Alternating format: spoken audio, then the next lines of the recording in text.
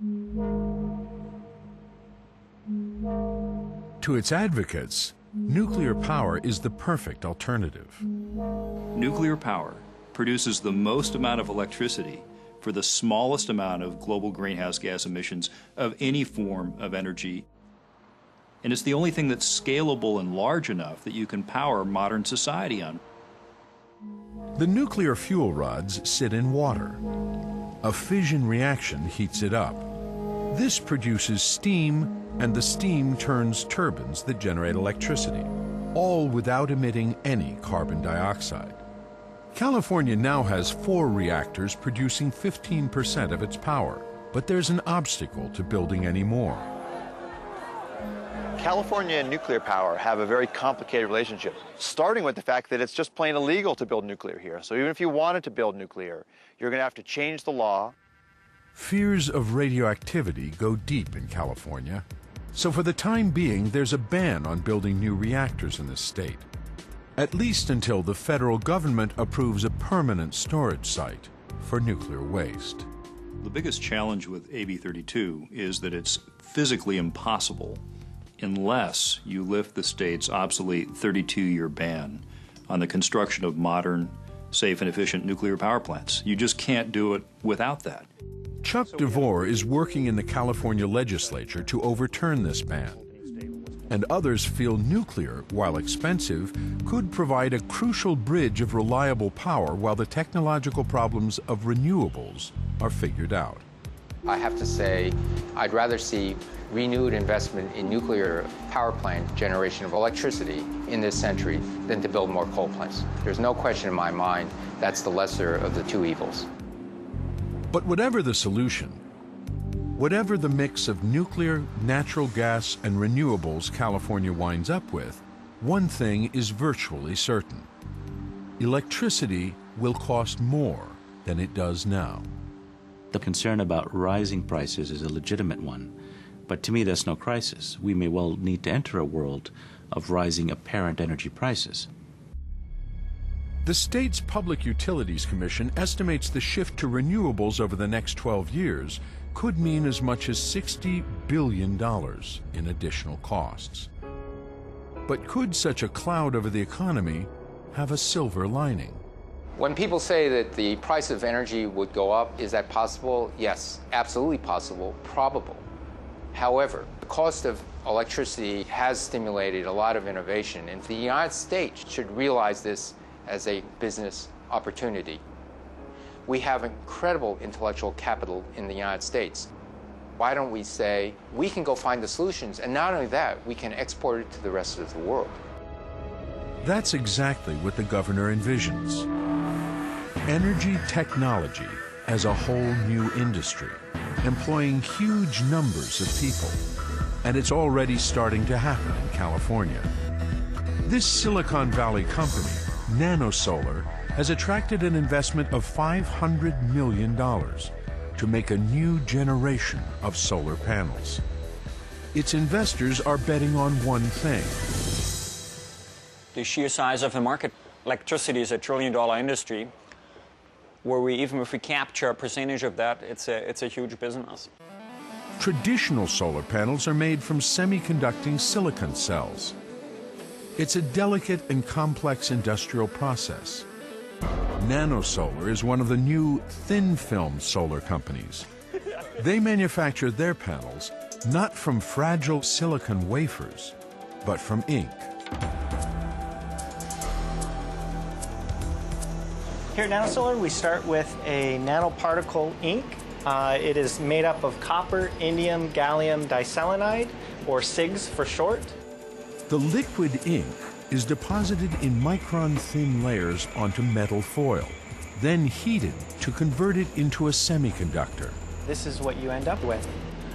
This is the final product. The dark area is the ink, or the semiconductor material. And on the back here, the metal foil that we started with.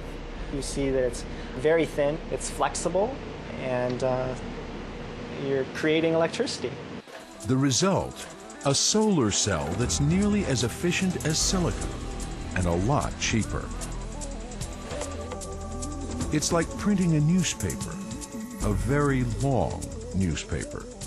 This tool produces rolls that are 1 mile long, and we produce many rolls of those per day.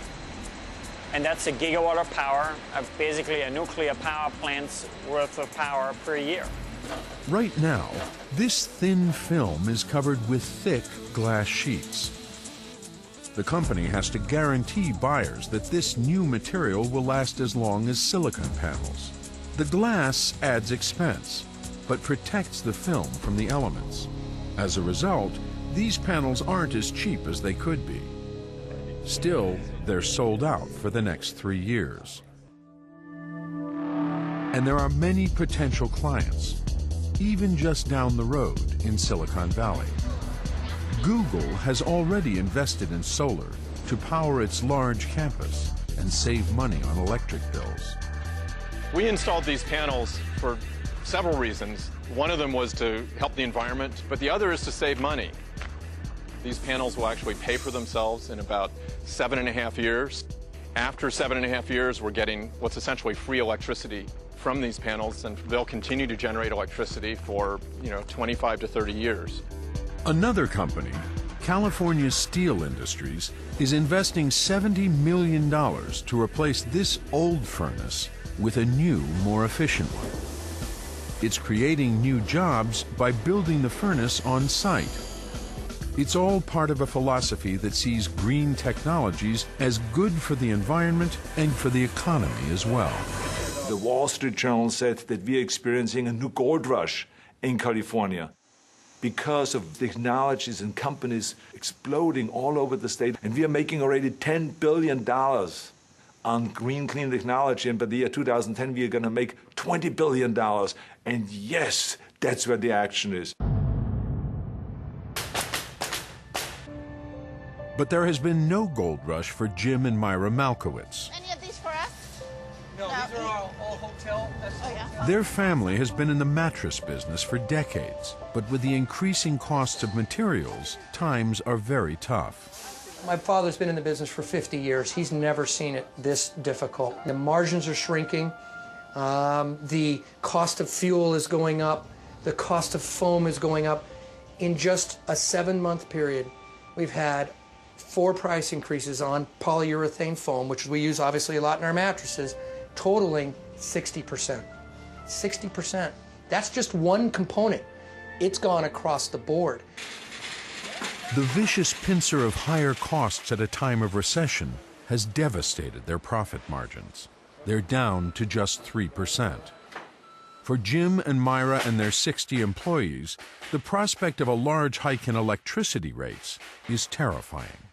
Let's add these costs up. Let's say we're spending $4,000 a month on energy. It's $50,000 a year. Let's say we go up by $1,000 a month. That's an additional $12,000 that you're spending that comes out of the bottom line. Well, in some cases, that's somebody's employment. The question becomes, can you survive these bad credit markets, the tight money? Can you survive the bigger costs in gas, fuel, electricity?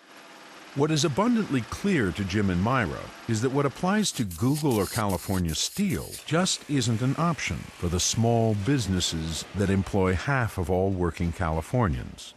Investing in more efficient equipment is simply beyond them. The state really hasn't talked to a lot of small business owners to find out what this is going to mean to us. A payback in 10 years, in 12 years, that's too long for a small business like ours. We need to see it right away. So great is the fear of the future for Jim and Myra, who have lived in California for decades, that they are contemplating leaving the state. It's not easy to remain a business person in California. You think about, I could go over to Phoenix. Arnold Schwarzenegger's gamble is that there will be fewer Jim and Myras and more success stories. But California has lost 400,000 manufacturing jobs in the last 8 years. And his critics fear that a clean energy future means more of the same.